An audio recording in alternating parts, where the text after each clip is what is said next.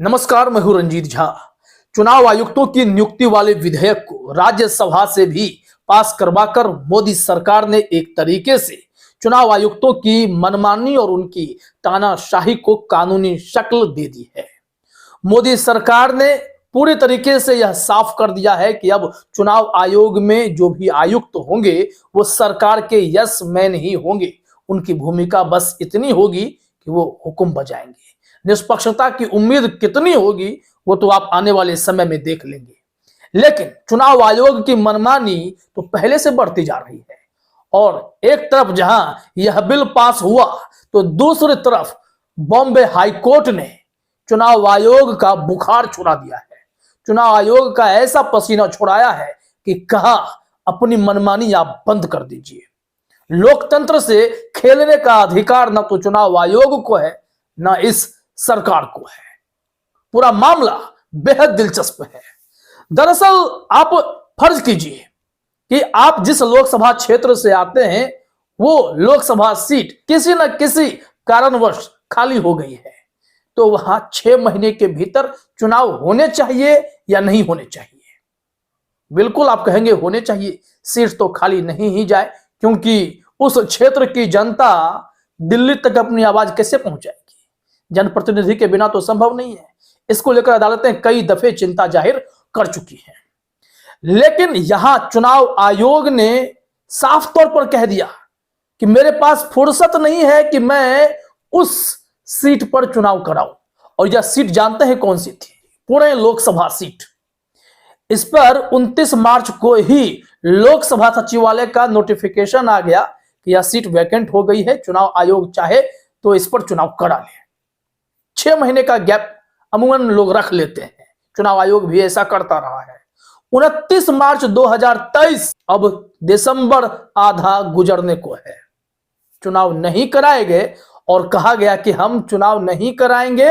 ये चुनाव आयोग का जवाब था। बॉम्बे हाईकोर्ट आग बबूला हो गया और जो क्लास लगाई है, बड़ा आदेश जारी करते हुए कहा है कि आपको चुनाव तो कराना पड़ेगा। अब चाहे 1-2 महीने के लिए, 3 महीने के लिए ही सांसद कोई क्यों ना बने, चुनाव तो आपको कराना होगा। पूरी रिपोर्ट अभी हम आपको लाइव लॉ के जरिए बताते हैं। लेकिन हैरानी होती है चुनाव आयोग के इस मनमानी पर। चुनाव लोकसभा के 2024 में होंगे, मार्च के बाद होंगे, लेकिन 1 साल से अधिक का समय होने के बावजूद भी ये कह रहे हैं कि हमारे पास वक्त नहीं है। और बीच में आपने कितने राज्यों के चुनाव करा लिए? तो चलिए जरा देखिए खबर क्या है। लाइव लॉ ने लिखा है, Bombay High Court directs Election Commission of India to conduct by election for vacant Pune Lok Sabha seat.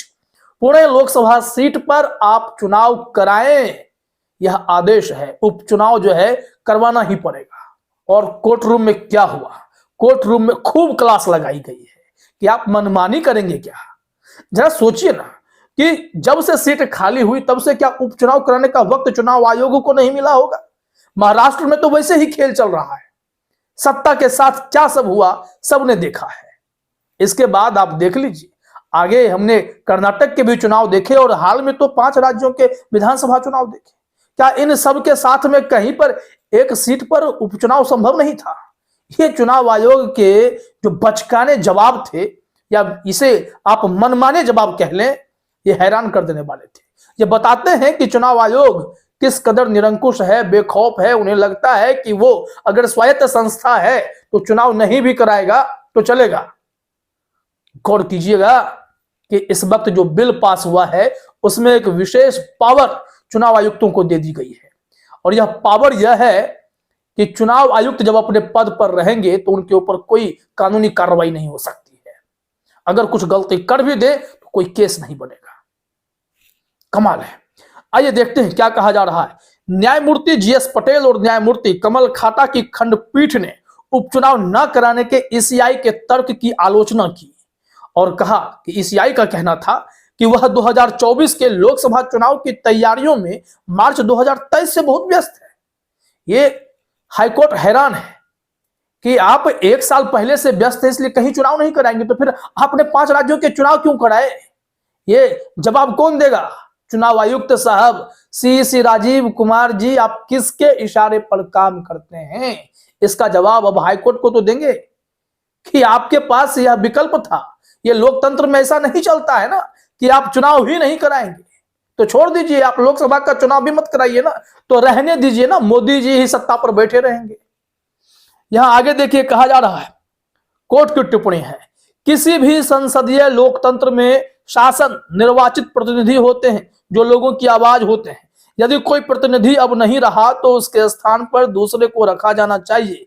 लोग बिना प्रतिनिधित्व के नहीं रह सकते। यह पूरी तरह से असंवैधानिक है और हमारे संवैधानिक ढांचे के लिए मौलिक अभिशाप है।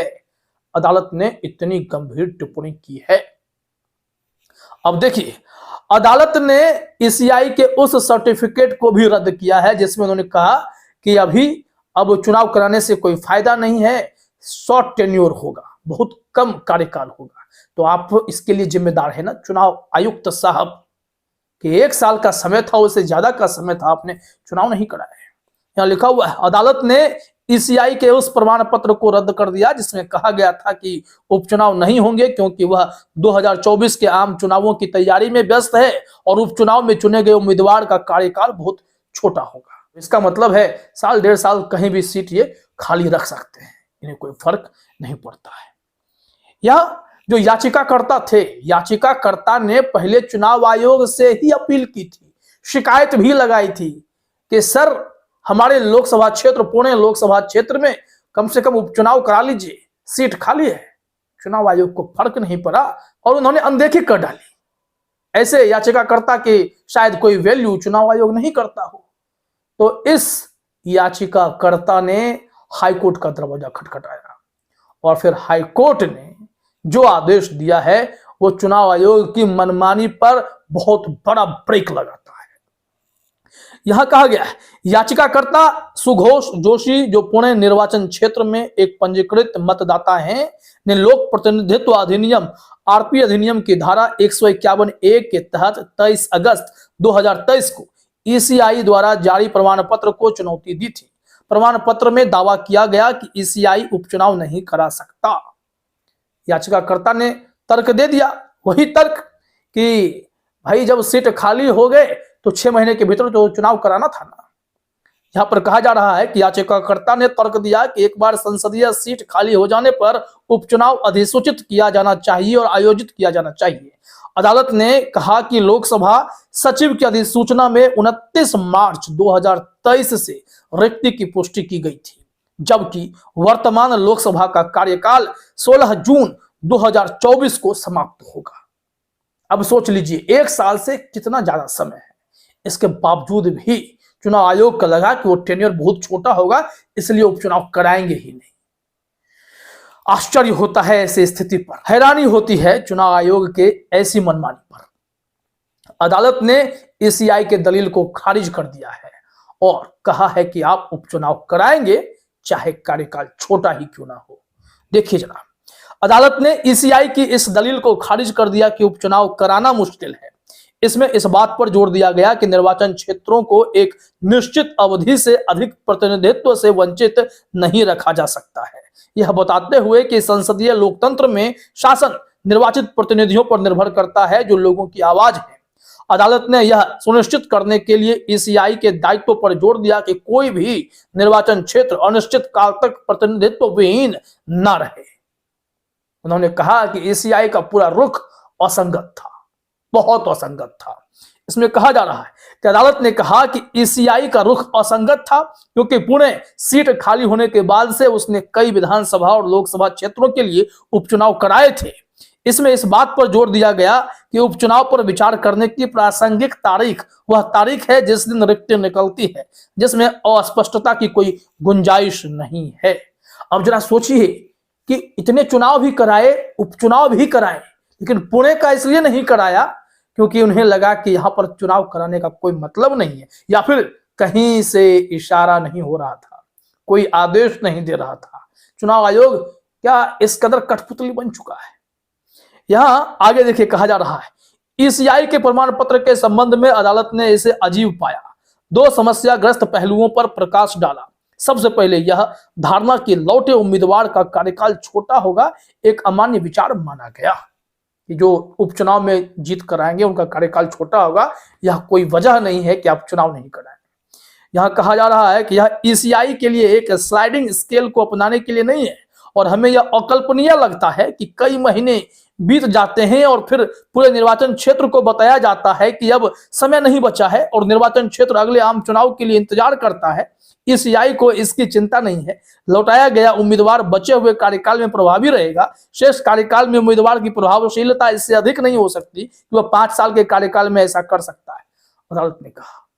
ये टिप्पणी जो है चुनाव आयोग की नींद उड़ा देने के लिए काफी है। इसमें आगे कहा जा रहा है कि दूसरे उपचुनाव कराने में अत्यधिक व्यस्त होने के ईसीआई के दावे को विचित्रता की सीमा के रूप में वर्णित किया गया था।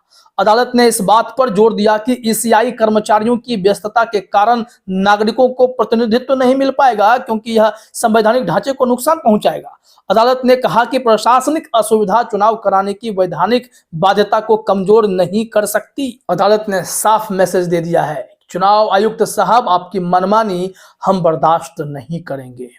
अदालत ने प्रमाण पत्र जारी करने से पहले केंद्र सरकार के साथ ईसीआई के परामर्श पर सवाल उठाया और कहा कि पूरी प्रक्रिया एक ही दिन में पूरी हो गई थी। अदालत ने इस बात पर जोर दिया कि इस तरह के परामर्श में इस बात पर विचार विमर्श होना चाहिए कि 29 मार्च के बाद से कोई कार्रवाई क्यों नहीं की गई जो नहीं की गई है, क्यों नहीं की गई, इसका जवाब चुनाव आयोग को देना पड़ेगा। और यहाँ चलते चलते यह भी देख लीजिए कि जब चुनाव आयोग को फटकार लगाते हुए आदेश दिया गया कि आपको उपचुनाव कराना ही पड़ेगा तो उस पर सरकार को भी घेरे में लिया गया। यहाँ लिखा गया है कि अदालत ने आगे कहा कि उपचुनाव न कराने का प्रमाण पत्र ईसीआई और केंद्र सरकार के बीच एक निजी संचार नहीं है, बल्कि मतदाताओं को एक सूचना है कि उनके लिए बिना प्रतिनिधित्व के बने रहने के लिए कानून के भीतर कारण मौजूद हैं, अदालत ने कहा। इसका मतलब है कि आप दुरुपयोग कर रहे हैं अपनी शक्तियों का और ऐसी मनमानी के लिए केंद्र आपको सहमति कैसे दे रहा है, इसको लेकर भी हाईकोर्ट हैरान है। तो देखिए, अब चुनाव आयोग नए बिल से अपने आप को और ताकतवर महसूस करते हुए हाईकोर्ट की अवहेलना करता है या फिर हाईकोर्ट के आदेश पर चुनाव कराता है। देखते जाइए। बस फिलहाल इस वीडियो में इतना ही। आप सभी का हमसे जुड़ने के लिए बहुत बहुत धन्यवाद।